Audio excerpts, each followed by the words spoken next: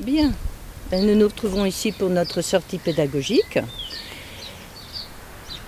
Thomas, est-ce que tu es avec nous? Très bien. Bon, je reprends. Donc nous travaillons par groupe de 4. Vous devrez rendre le travail en fin d'après-midi. Et dans ce travail, eh bien, n'hésitez pas à y joindre des photos, faire des vidéos. Vous pouvez aussi recueillir des témoignages et puis apporter toute illustration qui vous sera utile pour votre recherche. Oh ouais, les castors! Ouais! Les mauves! Allez, bonne chance les mauves! Bonne chance les mauves! Vas-y, tu te crois drôle là? Je comprends rien à ce truc. On a combien des mauves? On distingue dans les mauves plusieurs cours principaux. La grande mauve venant de Bacon et se jetant dans la Loire. La mauve de Montpipeau qui rejoint la grande mauve à Huisseau. La mauve de la Toine qui vient de Haute-Fontaine et rejoint la grande mauve à Roudon. Et enfin la mauve de Sainty. En tout, ça fait 55 km de cours d'eau avec les divises et 274 km² de bassin versant. Ah quand même. La mauve de Sainty, quant à elle, fait 15 km de cours d'eau et 64 km² de bassin versant. Bon, on va où du coup? Et si on commençait par la médiathèque? Hé Thomas!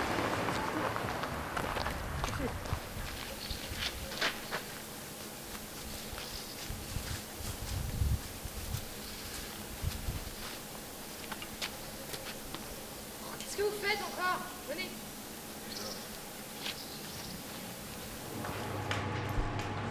On a des questions sur la mauve. On dit d'abord bonjour.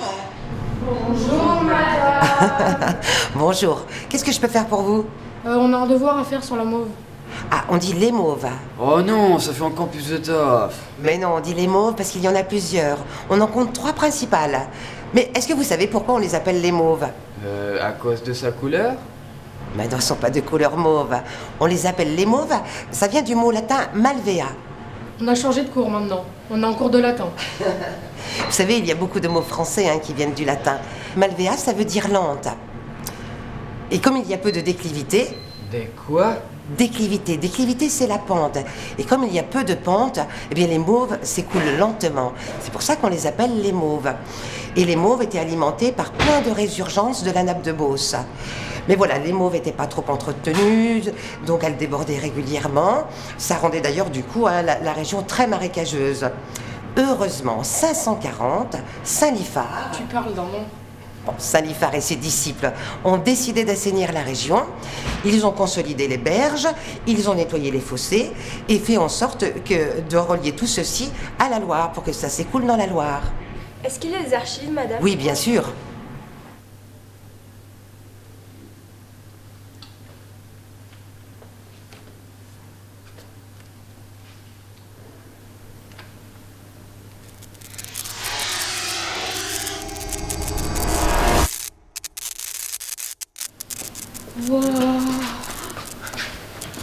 Wow, la touche! T'as quelque chose à dire, petit scarabée? Tu sais à qui tu parles? Bon alors, vous voulez savoir quoi? On a un questionnaire sur les mauves.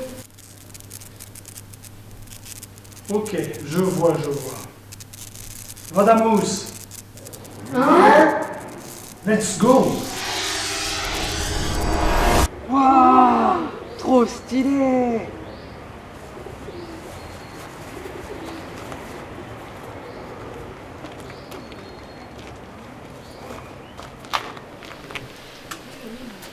Bonjour. Bonjour. Ah bonjour, on vient de la médiathèque. On veut se renseigner sur les moulins. Ah bah justement, vous tombez bien, j'étais au moulin de Cropé chez Monsieur Pichon pour documenter son moulin avec Monsieur Vario qui est meunier. Alors vous savez, les moulins, ça ne date pas d'hier. Au VIe siècle, après l'assainissement des marécages et la canalisation des Mauves grâce à des digues, l'eau ainsi domptée devient une force motrice, modeste certes, mais qui permet d'actionner des roues à aubes. Les premiers témoignages sur l'existence des moulins à Nans-sur-Loire datent du XIe siècle. On en compte au XIVe siècle jusqu'à 37 sur l'ensemble des mauves, alors des moulins à farine principalement, mais également à foulon, à papier, à poudre à canon ou encore à tan. C'est-à-dire des écorces d'arbres broyées par le moulin qui, associées à de la chaux, permettent aux tanneurs de travailler les peaux d'animaux pour en faire du cuir.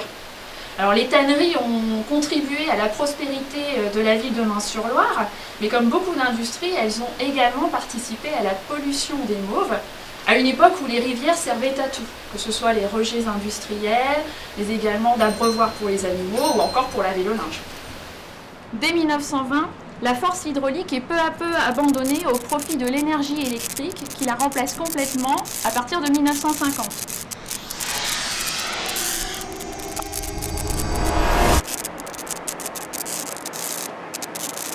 Vas-y, c'est qui ton coiffeur? Oh, tout doux, mon petit. T'as déjà entendu parler de l'Inquisition? Inquisition Inquisition... Aouh! À votre avis, c'est une bonne chose que les mauves ne soient plus exploités? Bah ouais, la nature reprend ses droits, c'est cool. C'est cool! Ah, c'est sûr.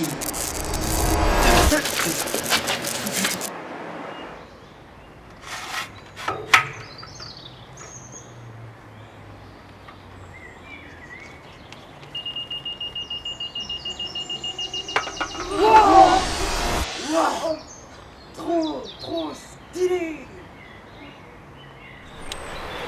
Quoi votre travail sur les mauves?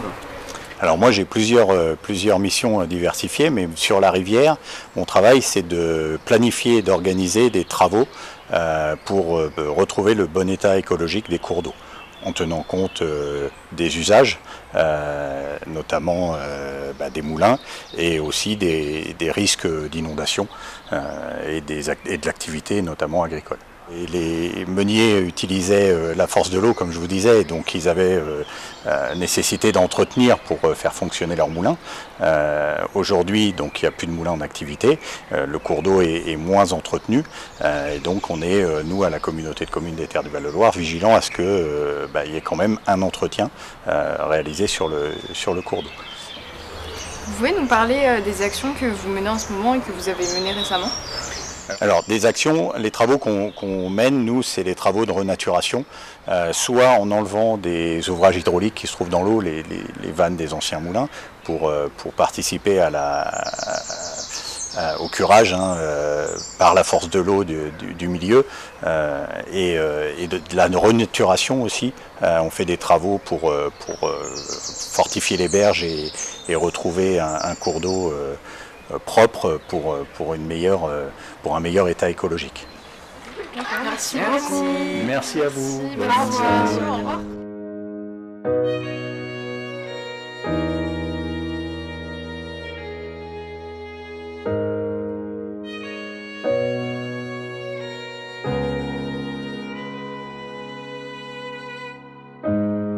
Et au fait, en quoi consiste votre travail?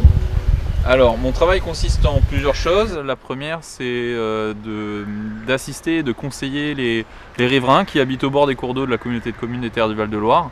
Ça peut être aussi conseiller des propriétaires de moulins qui ont des vannages à gérer. Vannage? C'est quoi un vannage? C'est quand je te dis que t'es trop bolos. Alors un vannage, c'est l'outil qui permet dans un moulin, en montant et en descendant un vannage, de gérer les niveaux d'eau dans un cours d'eau.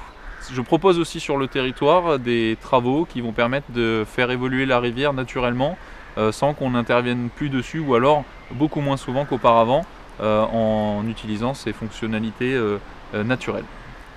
Et du coup, comment vous faites pour la restauration? Pour la restauration, en fait, je vais prendre l'image de certains secteurs de la rivière où elle n'a pas ou peu été impactée par l'homme, c'est-à-dire des endroits où on retrouve encore les méandres, c'est-à-dire les virages, des endroits où on retrouve des zones où il y a du courant, du caillou au fond du lit de la rivière, et redessiner la rivière comme elle devrait être à certains endroits comme elle était à l'origine, pour tenter de retrouver un bon état écologique sur notre rivière. Est-ce qu'il y a des risques d'inondation? Il y a certains secteurs qui sont dits sensibles vis-à-vis de l'enjeu inondation, et donc on prend en compte cet enjeu inondation dans nos opérations de travaux, en intervenant soit sur la rivière, soit sur des secteurs où on peut faire déborder l'eau et où on n'aura pas d'impact sur les biens ou les personnes, c'est-à-dire dans des zones humides, dans des boisements qui à l'époque étaient régulièrement inondés et qui ne le sont plus aujourd'hui. Y a-t-il des menaces pour le milieu aquatique? On en trouve de plusieurs types, de plusieurs origines. On va avoir les mauvaises habitudes qu'on a pu prendre concernant la gestion des cours d'eau, où à une époque l'entretien des rivières était fait mécaniquement avec l'utilisation d'engins mécaniques comme la pelleteuse. On a d'autres réflexes qui vont être tout ce qui est déchets à la rivière.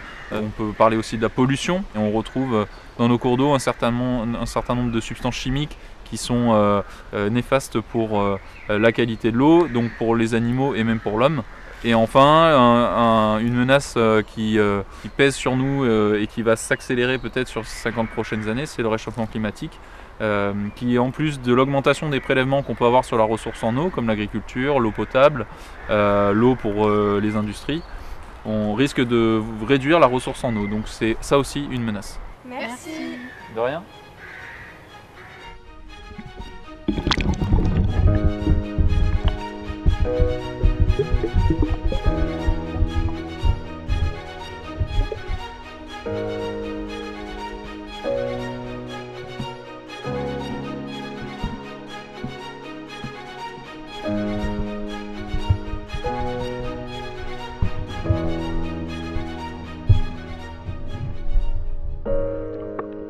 Et voilà.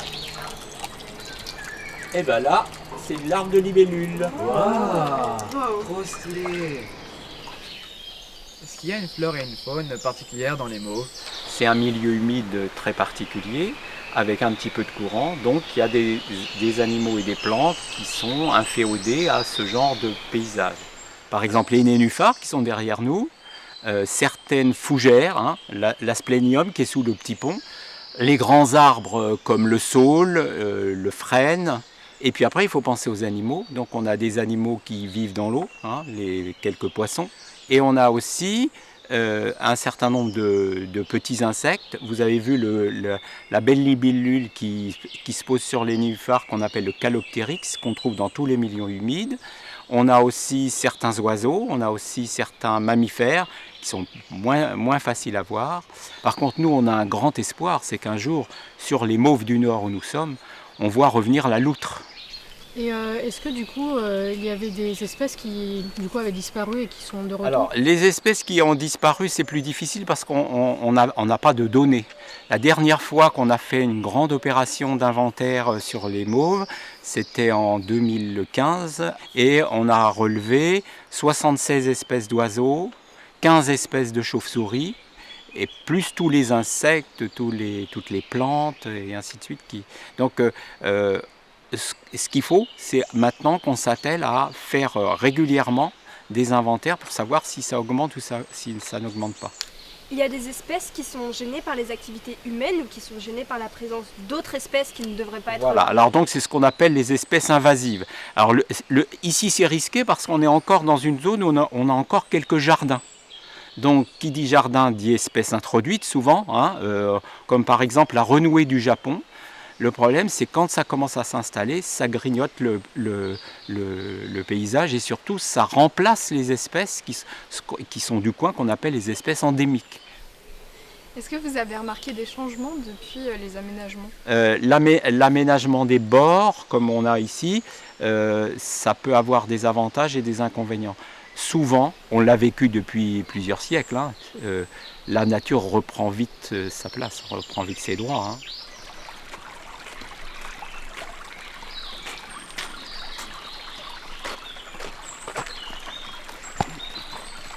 Thomas, tu peux me tenir? Je vais faire des photos. Ah oui, bien sûr. Ah, et tu savais qu'il y avait une deuxième page? Quoi? Fais voir. Hey, regarde, je ne plaisante pas. Essaye! Thomas, essaye! Essaye! Essaye, Thomas! Tiens, la voilà.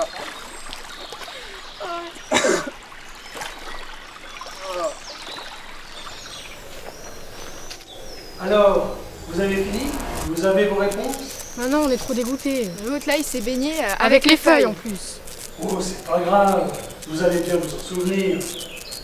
On fait un selfie?